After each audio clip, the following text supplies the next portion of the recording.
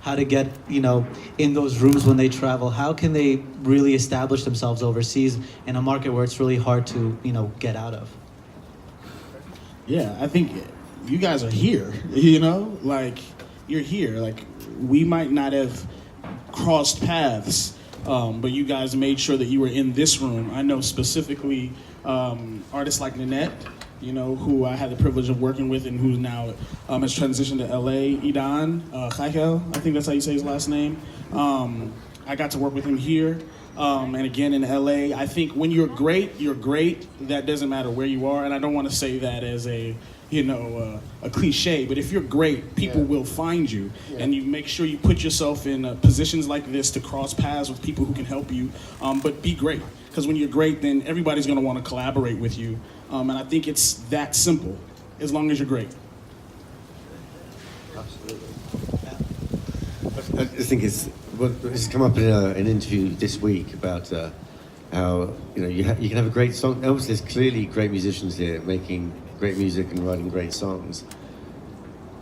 The same applies to every country, but we're all up against this. You produce something, work as hard as you can. It is a killer track. Everyone's very happy with it. But then the next stage, which is slightly frustrating, is you then move into the lottery of the industry.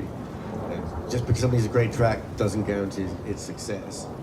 And one of the things I find most frustrating is when you've got a great song, but it just hasn't got the right time or the opportunity to get to where it should do. The same song released a different day, as I was saying, or being picked up by the flavor of radio at that time, it can go off. So it's very frustrating for us. There's no just because we work hard, you're killing yourself to do the best for a track.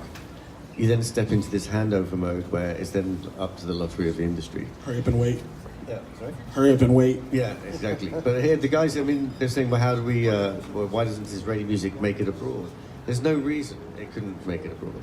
And there should be no reason as well about when we say Israeli music. I don't have things to say, oh, it's a Belgian song, or it's an English song. It's a song. It's a song. And I think the conversation I've had, because of issues with how maybe Israel is perceived on a larger level, you have to be beyond that. Without that information, or without any kind of dialogue about where the artist is from, it is a song. So there's no reason why it shouldn't have the same opportunities for success.